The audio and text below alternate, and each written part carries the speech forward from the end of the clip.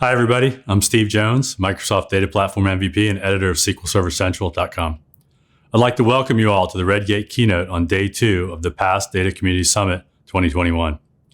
I'm really thrilled to be hosting here today at the first Data Community Summit, especially with so many of you out there in the audience from all over the world.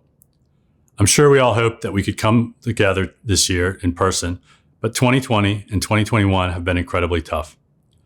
Whether we've been working from home or even getting to the office, it's been a challenging and sometimes lonely period. But one of the great things about the summit, one of the things I'm so happy to see continuing this year, is that the summit provides a unique opportunity for all of us who work on the data platform to experience that sense of community wherever we are, to come together, learn from the experts, and hear from thought leaders about the trends, changes, and developments in our field. With an online community conference of this size, we also have an unprecedented opportunity to meet with our colleagues from around the world.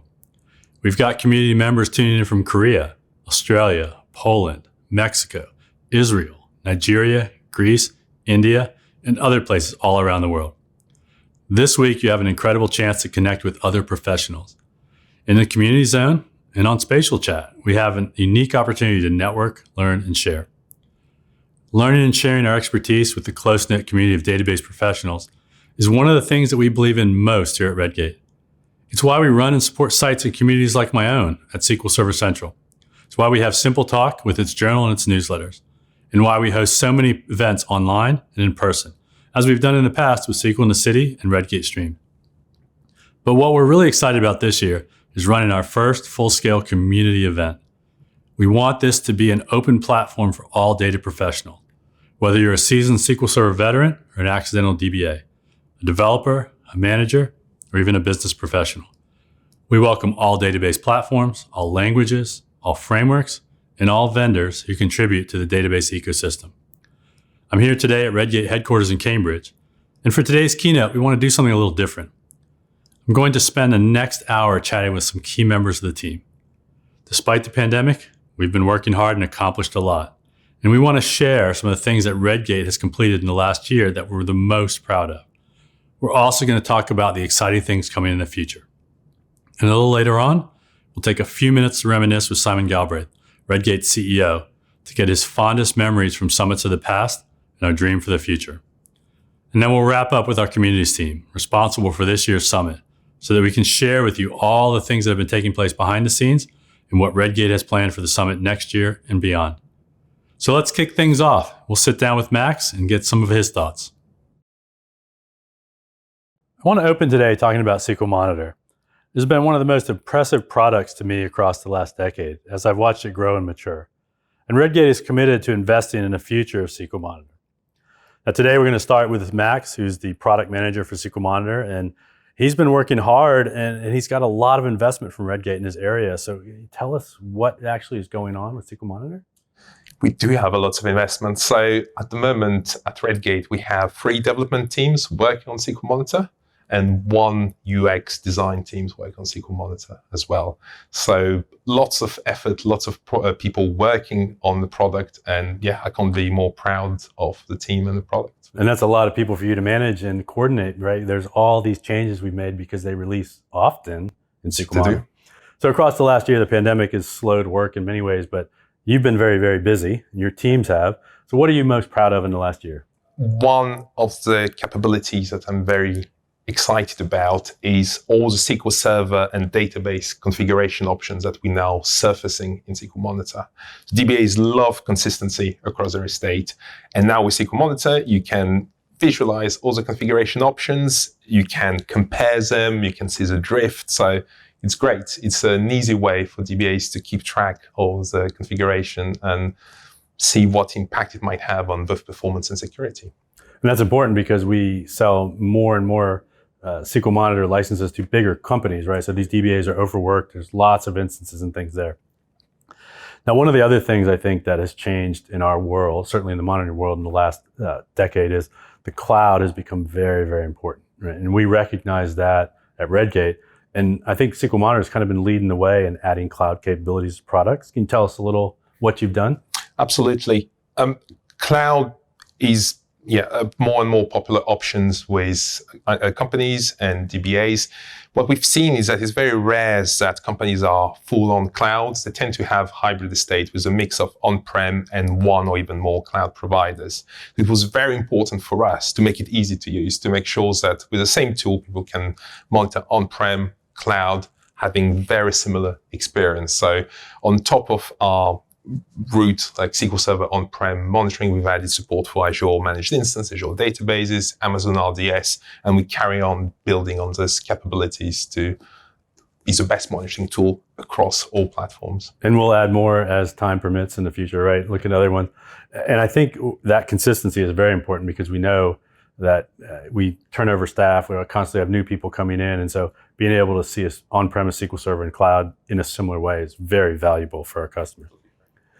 Now, another thing that I think we've seen is that we don't get monitoring, or we don't usually use software in isolation. We have to work with other pieces of software in our environment. So you've also been doing work to integrate SQL Monitor with other software, right? Right. Monitor fits in the software environment, fits in a set of processes within the company. So we need to facilitate communication between Monitor and those other tools. That's why we introduced webhooks to SQL Monitor. Webhooks is a very popular method of communicating with third-party tools. And what it allows us is to talk to also communication tools such as Slack, Microsoft Teams, PagerDuty, so to pass on the message from Monitor to other tools. And also it allows us to talk to like ticketing systems, ServiceNow, Zendesk, and other development tools that you might be using, Jira, GitHub, things like that. Yeah. So Monitor is at the core. And it's a lot better doing it this way than like SNMP, right? That's definitely. That's a mess. Yeah. So, well, that's great. Now, we're not just integrating with third-party products. Like, it's great that we get things in Slack and Teams and other areas, but we're also working to bring all of our products closer together. So can you tell us a little bit about the integrations with other Redgate products? Yeah, we do. Redgate offers so many tools for DBAs and database professionals. And we want to make sure that Monitor brings as well value from those other tools. So at the moment, you can already see SQL backup information, for example, in Monitor, and have all the backup status of your estate in Monitor. We're looking at integrating with things like our data catalog tool. When people will classify the data, surely they want to know as well which instance, which server is hosting that key data for them. So surfacing this information in Monitor will add lots of value for them. So that's the type of things that we're looking at maximizing in the future. And I'm sure they'll appreciate it because the whole data privacy thing is becoming more and more important all the time. So having that integration will be valuable. Well, Max, thank you very much for coming by. It's been a pleasure, and I look forward to what you build in the next year. Thank you. So we just heard from Max about some of the exciting things in SQL Monitor, which is incredible how much investment Redgate is making. Now I have Ben here, who is a group product manager for database monitoring, who's going to talk a little bit about some of the other aspects of SQL Monitor.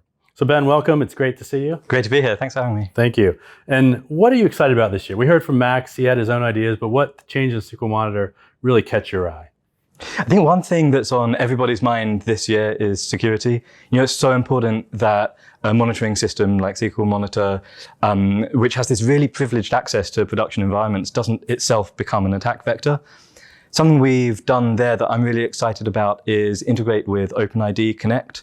So that means that you can delegate access to SQL Monitor out to providers like Azure Active Directory, ADFS, enterprise solutions like Okta. So that means that you can start enforcing things like use of multi-factor auth in order to gain access to the monitoring system, which I think is going to be a really huge step forwards in security. Which is important, right? We hear that constantly from our customers. The security is really at the top of their list. Absolutely. Another thing they talk to us constantly about is how do they do performance tuning and solving problems? Because that's what DBAs do a lot of. So what has excited you in SQL Monitor that makes that easy? Yeah, absolutely. And it's really important because when you think about a monitoring solution, it's doing a lot of things, but really core to it is once you know there's a problem, you need that information that's going to let you solve the problem as fast as humanly possible. Something we've done this year that I'm really excited about is something we call query search. So essentially, we build an index which is searchable of all the queries that are running, so that when you know that there's a problem with a particular workload, maybe a slow-running report, you can quickly search for that. And that's going to avoid a lot of the time that would otherwise be spent kind of filtering and digging through data to find that problematic query. And ultimately, that's going to lead you to solving those kinds of performance issues much more quickly, we think. And that's important to our customers, right? Because time really matters for these DBAs. Right. And any minute of downtime, any minute of slow performance leads to real problems. And someone's likely to be yelling at you in the meantime. Absolutely. Absolutely. So I know that that's one of those features, and we've had many more this year. But where are we going to go in the future with performance monitoring to make that easier? Yeah, I think there are several things. One that we've actually just started working on is really useful real-time information about what's running, so that when you get a call about something that is setting fire to a workload right now, we've got information up to the second about what is going on that lets you dig down into that. We're also looking at more proactive improvements that people can make. So something that I'm excited about for next year is better analysis of index information. So we know that this is something that creeps up on people and causes issues unexpectedly. Really important to be able to take proactive measures, looking at the impact of indexes on your servers, so that you can prevent problems before they even come into being. That's the only thing that's better than solving a problem quickly, is just never having the problem in the first place. Absolutely. That's one thing Grant says all the time in his presentation. So I know customers will love that. Now, we've got all these teams. Mac told us we have these 4 teams, and they're releasing features constantly. How do you do that? Like, how do you keep the pace of things up and make it easy for us to deliver? I think one thing we do is invest in our own engineering practices. So something we've done this year that's been largely hidden from our customers is migrate to the latest version of .NET Core. SQL Monitor is a massive code base, so that's been a really big engineering undertaking. But we've got really big plans for the future. And so when we think about being able to deliver new capabilities, when we think about wanting to support new platforms, including new cloud flavors of SQL Server, being able to deploy SQL Monitor itself in ways that are easier for customers to manage, we think that that investment that we've made in the core foundations of the product are going to allow us to deliver those sorts of things much, much more quickly in the future. So that's an indirect benefit, but what would our customers think is a direct benefit of this .NET Core work? One big benefit is in performance. So we've measured a more than 25% increase in the throughput of our ability to collect data from monitored servers just by making this one change. And that translates directly into a massive scalability win for our users. So customers of ours can monitor more of their environment for massively reduced infrastructure costs. Which is always important, right? The lower infrastructure costs, the more it matters. Well, I think that's very exciting. I'm looking forward to see how this journey goes. So thank you very much for being here, Ben. Thanks for having me. It's been great. One of the areas that we've found our customers are concerned about in the modern world is data privacy and protection. With so many new regulations and concerns from governments and other organizations, it's a growing market for us. So I have Andy Richardson here, who is a product manager for data protection and privacy. It's good to see you. Good to see you again, Steve. It's been a while. Been too long, yeah. It's been too long. So can you tell us what, for you, is data privacy and protection? What areas do you work on this? Yeah, so here at Redgate, it's kind of a wide remit, but we look at anything from understanding the risk within your estate to the types of controls that you want to be putting in place, which can be determined from the regulations you've got or working internally with your InfoSec and governance teams to understand how they want you to be handling data within your estate. 3 big areas we're focused here at Redgate. One is data discovery. So that's everything from trying to identify and understand where sensitive data exists. The second is data classification. So with that understanding, now you know where your sensitive data is. Can you actually translate that into something that is actionable? So that's normally working with the InfoSec teams to translate a policy into something you can now take action on. And so we were classifying data as whether or not it's applicable to GDPR, but more importantly, whether or not it is a high enough sensitivity that you need to put a particular control in place. And that finally brings us on to the last position, which is data protection. So today, that might mean looking at tools such as static data masking for your lower environments, or in production environments, you're thinking about dynamic masking or maybe considering data auditing as well. Wow, that's a lot of stuff to work on. So in 2021, in all those areas, from your point of view, what exciting things have we done? Like, what are you proud of? Yeah, so 2021 was a really interesting one. So while the world kind of felt like it slowed down. Lots of things also sped up, and it was the same for us. So 2021 was all about faster cataloging of data. So we're considering things like faster classification, faster discovery, probably most importantly, faster protection. So we say faster protection because for a while we've had an established end-to-end integrated story of our data masking. By dealing with the upfront toil of finding that data and classifying it, we've now kind of expedited that whole process to end up with a masking set that can be created very quickly. And you can also scale your data protection accordingly off the back of this data classification. Excellent. That's it's impressive. And I know when I've used Data Catalog, I'm quite pleased with how easy it is to find stuff. And I'm excited to see how it's changed in the future. What's coming next year? What things do customers have to look forward to? It's coming next year. So data protection is not held just within the walls of SQL Server. So one of the immediate things we need to work on is expanding to other relational database sources. The second thing that we're looking to do is we want to expand the number of controls. Today, we provide privacy and protection for things such as masking in lower environments, but we want to start helping you on your production environment. So things such as dynamic masking and auditing will be coming soon. So if people want to learn more about this subject summit, what can they do?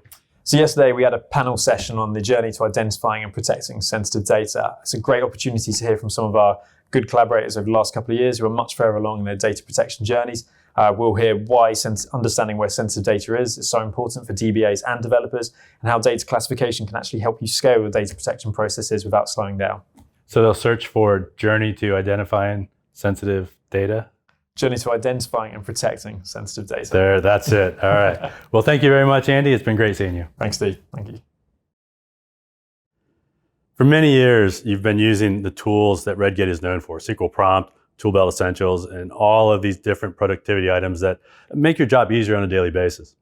So today I have James with me. He's a product manager with SQL Prompt and the Toolbelt Essentials, and you've been working hard in the last year with your team. What's something that you're proud of that we want to share with our customers?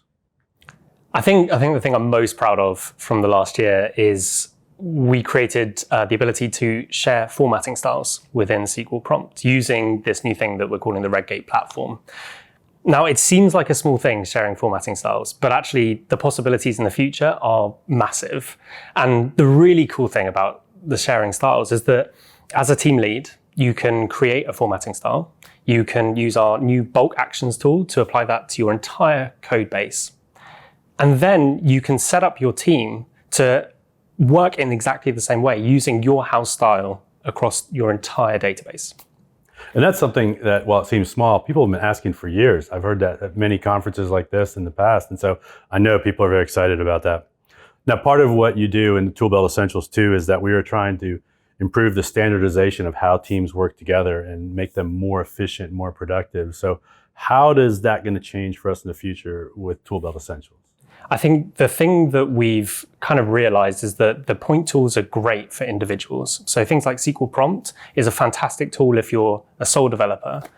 But actually what we want to do is make the Toolbelt Essentials as a whole better for teams. So introducing more team functionality and also more integrations to really kind of help bring together Toolbelt Essentials as one whole package so that you're not having to context switch in and out of tools every time you're kind of changing from compare to prompt, for instance. So they'll all look similar and they'll all work in a more consistent manner, which is, exactly. It's exciting, right? Yeah, so it's really cool. Certainly for new developers, they'll appreciate that. Yeah, for sure. Well, great. James, thank you very much for being here today, and I look forward to what you do next year. Cool, thanks so much. Really nice to meet you.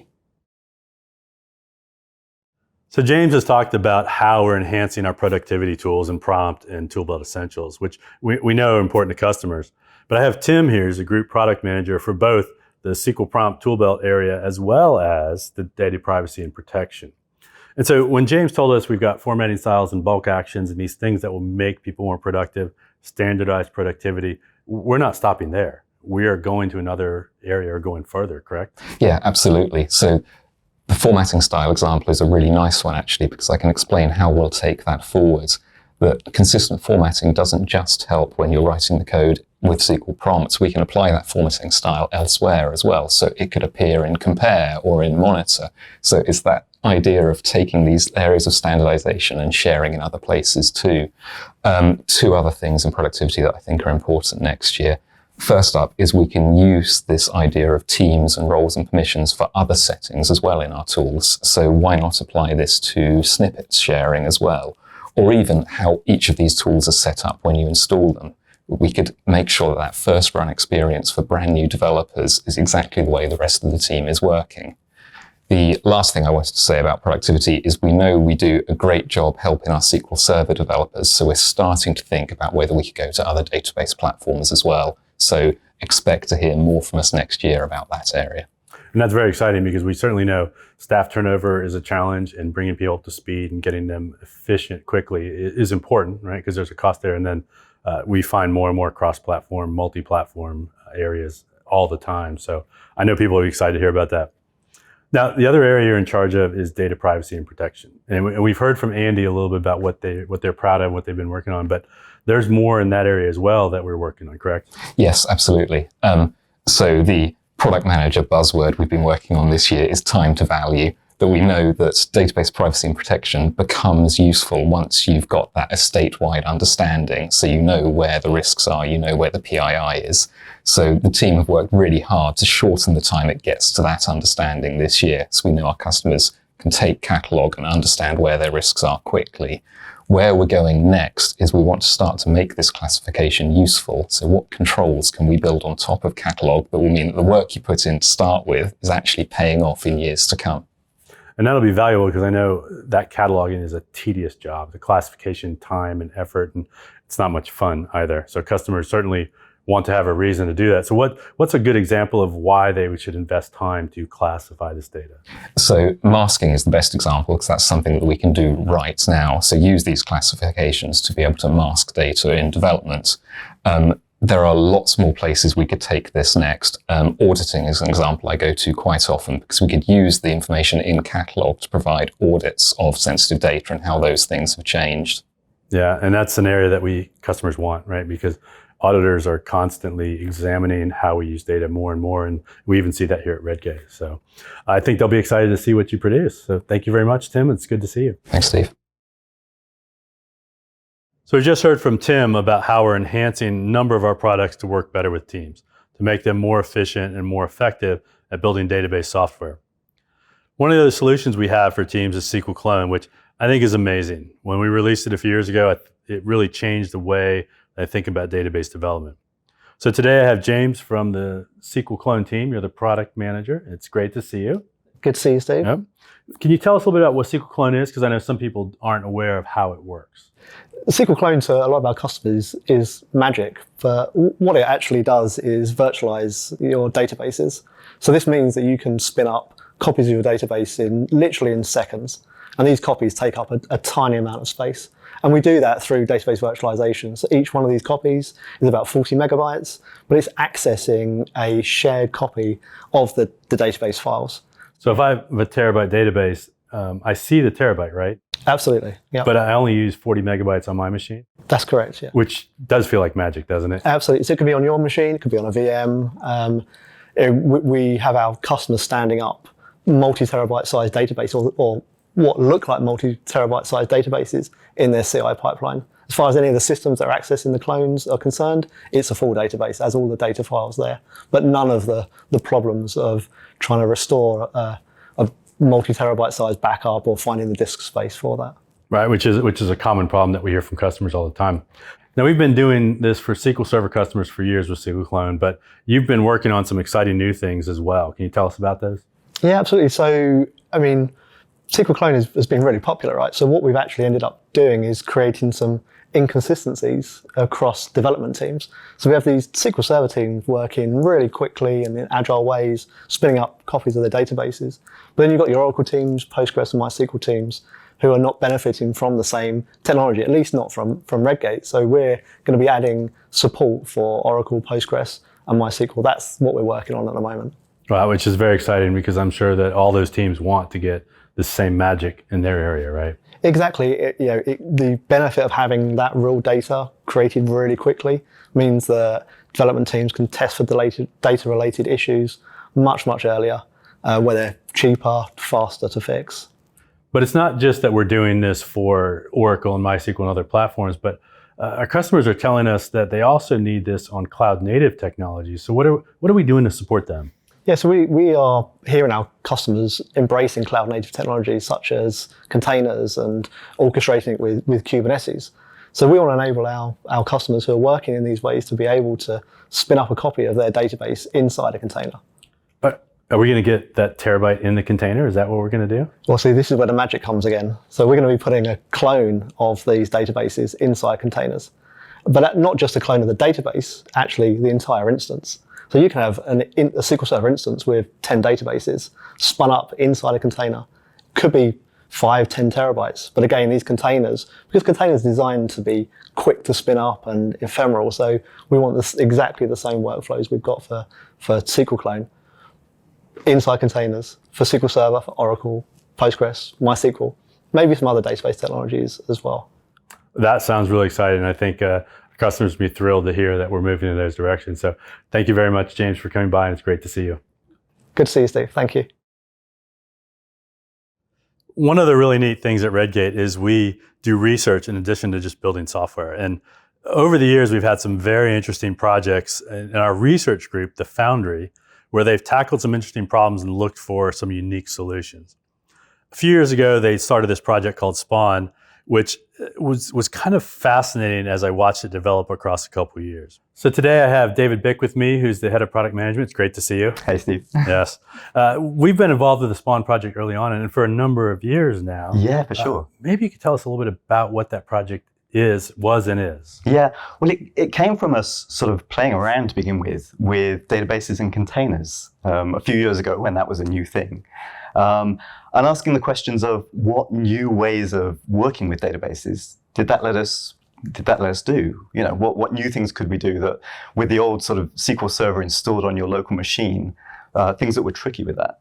And it was a fascinating approach because I don't know how you feel, but for me, it kind of changed the way I thought about doing a DevOps style or fast, agile method of database development once I saw the capabilities of Spawn, right? Like it really was a unique approach to how we set up database environments. Yeah, well, and there was a mismatch where, you know, if you were a full stack developer, often you could just clone the repository you were working with and everything kind of just worked because it was all defined there in the repo, except for the database. The database was still something you had outside of that, stuck on your machine, and that would often get into a state where you needed to sort of gradually or slowly unpick it or restore it.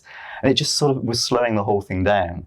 So the thought was, can't we make the database be as frictionless and as fast a part as the rest of the development environment? And we have, right? Because we had this demo where we built up database containers, but now the demo is we clone a repo and we press F5 in Visual Studio Code and we have databases and an application, right? That's right, absolutely. So magically, you hit F5 and a little bit of automation spins up that database for you in a container, complete with test data in just a few seconds. So you can go from absolutely nothing to running and developing and testing your application with all the data in place that you need to do that.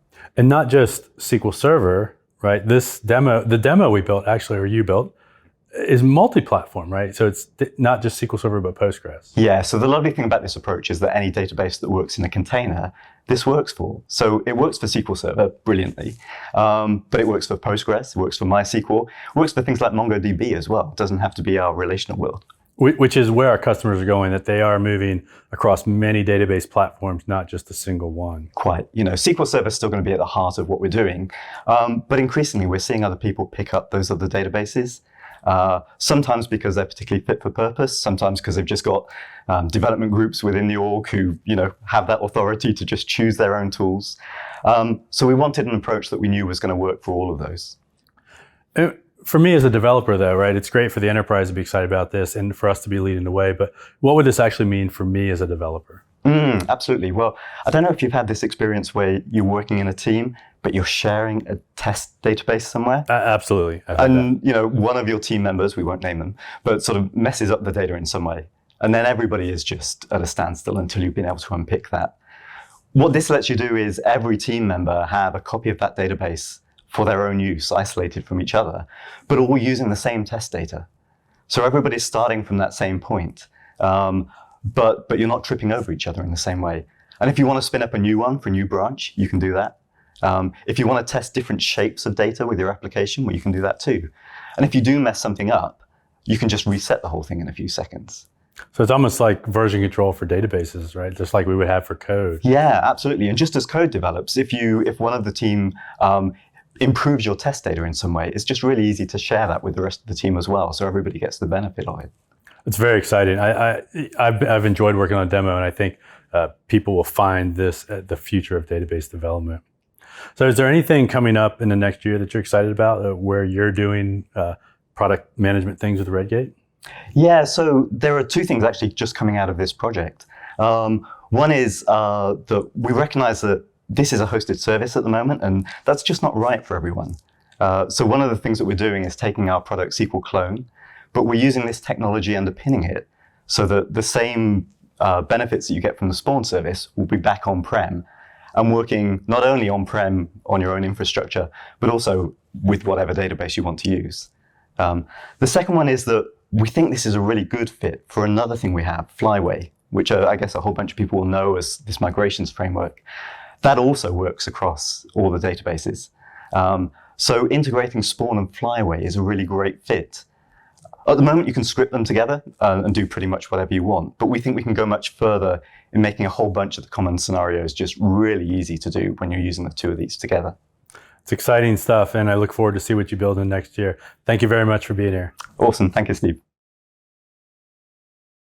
A few years ago, Redgate invested in Flyway, which was an incredibly popular open source project, and it was a major acquisition for the company.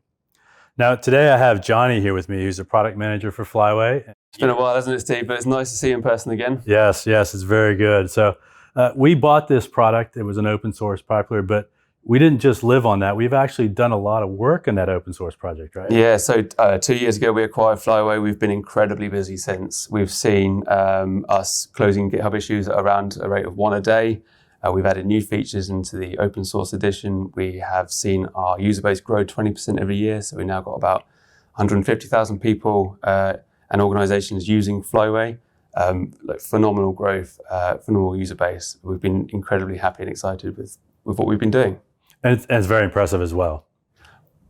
We couldn't have hoped for a better outcome from investing in Flyway and then continuing to invest in its development. It's exactly what we wanted it to do.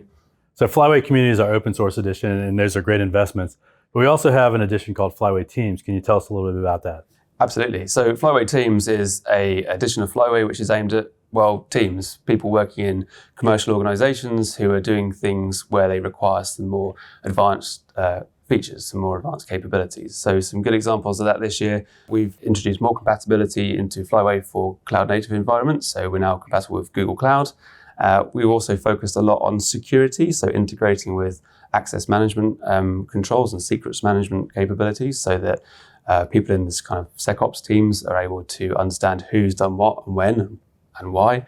And then finally, probably the biggest one this year has been around the flexibility of deployment. So we know that when you're on a tight deadline and things just need to happen and you understand your database inside out, that you want to be able to override Flyway, some of Flyway's safety features, if you like, and deployment ordering is a good example of that. And I think that's great because we all know that we don't always get work done in the order it should be done in. That's exactly right. Yeah, reality is unfortunately a bit different to the kind of academic ideal. So those are exciting. I'm looking forward to seeing those and actually playing with them because I haven't done that. But what's coming in 2022? What do we look forward to? Yeah, Steve, I'm really excited about next year. I guess the two big things for me are you'll see Flyway being integrated more fully into Redgate's enterprise level database DevOps offering. So that's going to bring kind of the power of Flyway to more databases, more platforms. And the other part of that is a vastly improved developer experience with the release of Flyway Desktop. And that's very exciting because I've seen early versions of that. I'm looking forward to it. You might have seen early versions of that so far. Yeah, it's coming on very nicely. Yeah, well, great. Johnny, thank you very much for coming and wonderful to see you again. Great to see you, Steve. Thanks so much for having me. Cheers. This year is the first time that Redgate has run the Data Community Summit. And we've tried very hard to make it an open platform and an open event for everybody. I've got Kathy Kellenberger here as a dear friend. She runs the Simple Talk for Redgate. And you were instrumental in getting this whole event to run and to organize it. So can you tell us a little bit about how we set up this program committee to get all this wonderful content? Yeah, sure, Steve. So first of all, we, reached out to members of the community. I sent out a tweet saying, hey, who wants to help? And we had a bunch of people volunteer. And it was a pretty big job because we had over 700 submissions that they had to go through. One of the cool things about the committee is we were lucky enough that people from around the world volunteered. So we had a great mix of different folks with different cultures, unfortunately, different time zones. That's always a problem. But I think that they worked well together and came up with a pretty great program. And that's quite an effort to take that 700 and get it down to something else. And it resulted in, I think, the most diverse speaker lineup we've ever had at PASS, which has been something we've been working towards for years. Can you tell us a little bit about that? Yeah, I believe it really is the most diverse speaker pool we've ever had. Of the folks that did give us their information, because it was optional, about 38% were either women or people of color, and we're pretty proud of that. And part of the way that it kind of happened was because we were able to kind of enlarge the speaker pool. We had the majority of speakers had one session, and by doing that, we were able to include more people. One of the things I'm really proud of is that we have many new speakers. They have experience speaking, but they are new to PASS Summit. One of the things is the lightning talks, all populated with brand new speakers to PASS Summit. So I'm excited about that, as well as some of the regular sessions are from new speakers as well. Yeah, and that's very exciting, right? It is.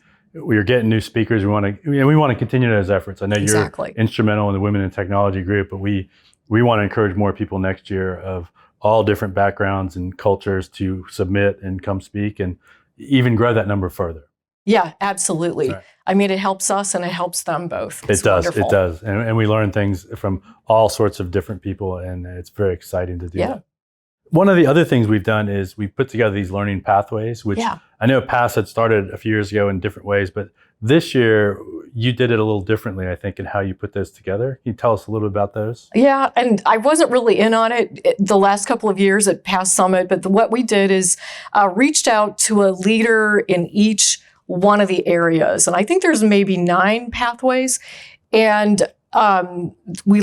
each one of those people that, were a leader in that area curated a group of sessions and reached out to speakers for those sessions. So it's a pretty nice pathway. There's something for beginners, there's a beginning DBA, there's beginning querying, as well as some of the more advanced topics. So it's really is a nice addition to our speakers that we got from the community as well. And I think they're great. I know I'm in the DevOps pathway. Hamish Watson reached out to me, and it was neat to see him say, we want all these different areas from a group of speakers. And so those are going to be exciting for people to watch and learn from.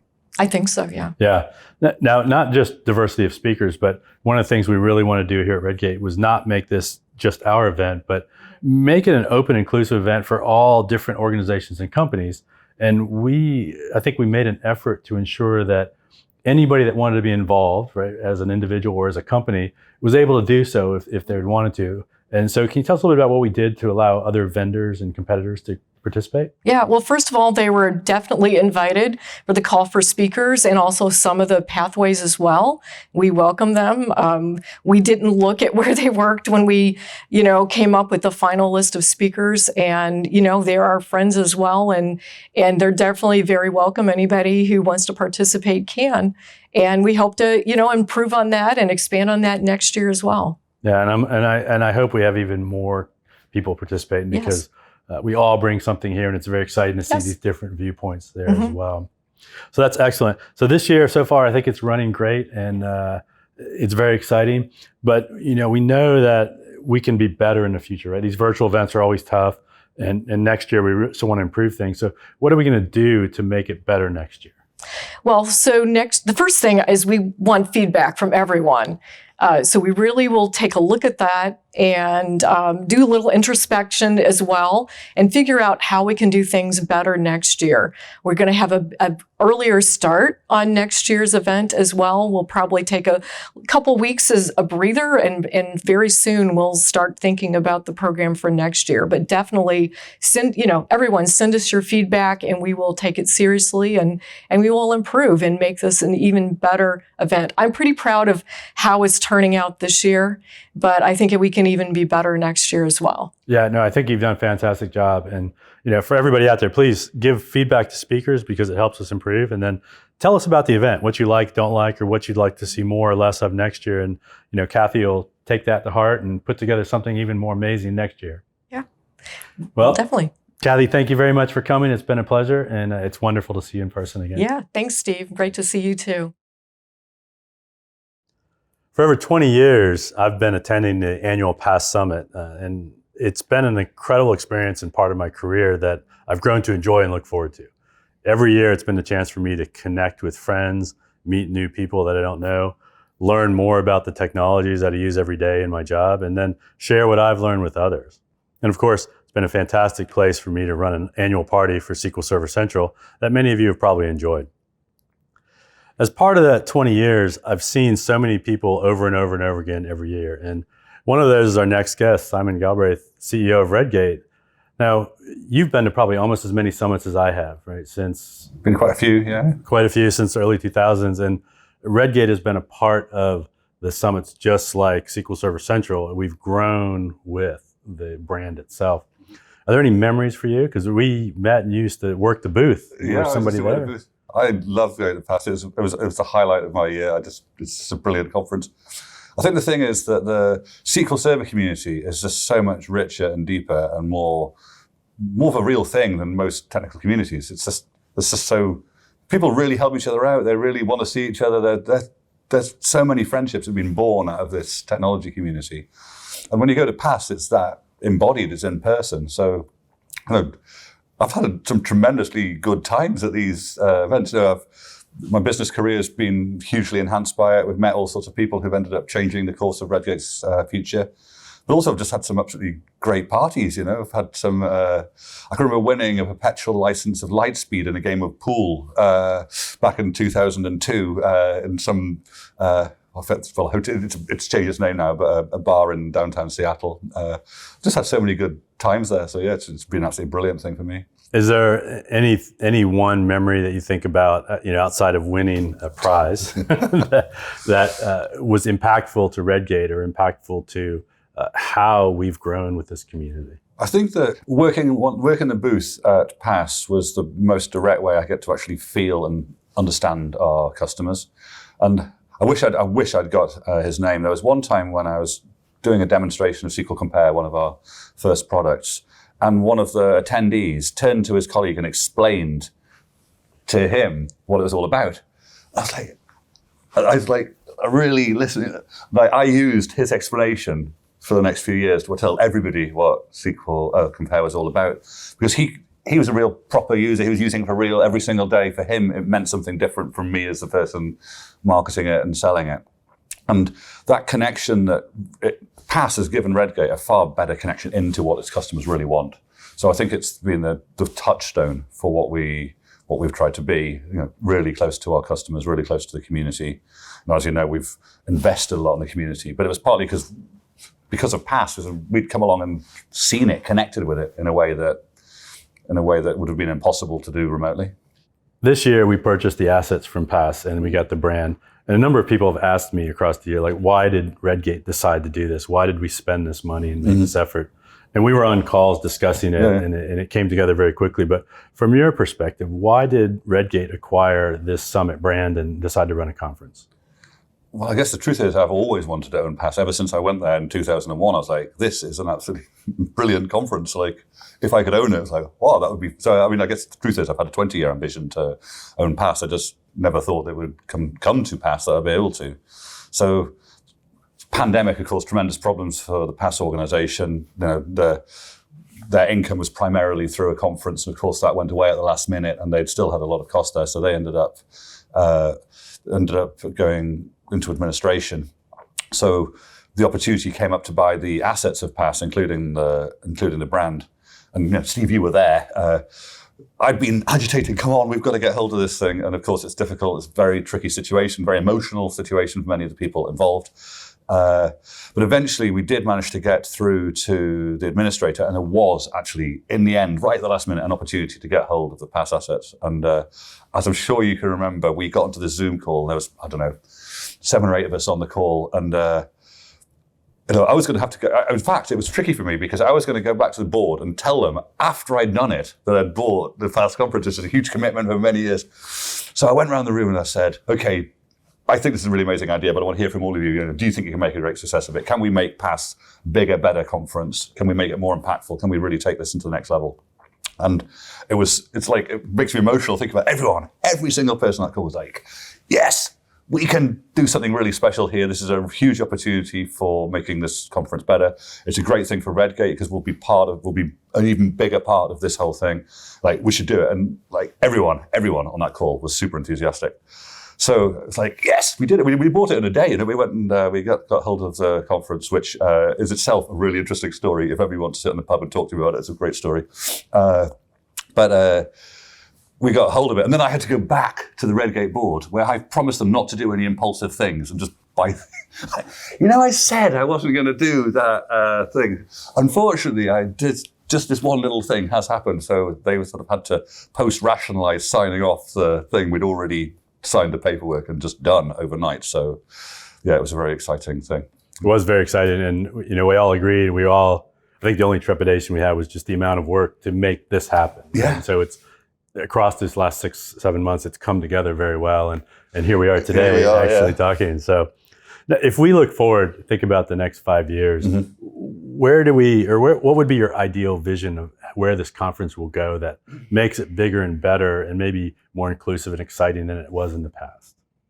Well, as you know, I've been going to Pass for a long time, and I actually, in another life, a friend and I set up this conference called the Business Software Conference. So I've had a couple of businesses which have played around with conferences. So firstly, I'm a real believer in human beings actually getting together in person. So I want it to remain that. And I know there's virtual this year for all the reasons we all understand, but I wanted to get back to, there's a core, which is people getting together, connecting as human beings, rekindling old friendships, having fun times together, like putting names to faces that you might be doing electronic communication with. So I want the event to be something where it's the once a year opportunity to see your competitors, your allies, your friends, the people you admire and respect. I want that all to be like Pass has been good at, but I think that can be bigger and better than it is right now. So Pass has generally hovered somewhere between 1,800 and 2,500, 3,000 people going to it.